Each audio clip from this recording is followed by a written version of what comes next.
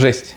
Квартира 52 квадрата, 9 миллионов 60 тысяч рублей. Знаете, с какой дом можно построить на 9 миллионов 60 тысяч рублей? Примерно 12 на 15 одноэтажный со всеми коммуникациями под ключ. Огонь. На самом деле, почему такое сравнение дом или квартира, да, что выгоднее в итоге получится? Сложно сравнивать, потому что дом в любом случае выйдет дешевле, гораздо дешевле, чем квартира. Квартира сейчас на данный момент там 140 тысяч примерно квадратный метр, может 120 тысяч квадратный метр.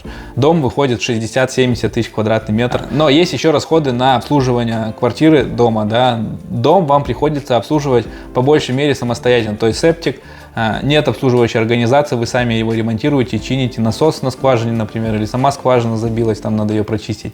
Тоже на вас ложится обслуживание. Отопление, это, например, твердотопливный котел, да, вам нужно купить пелеты, принести его, затопить, за ним смотреть, обслуживать, ремонтировать.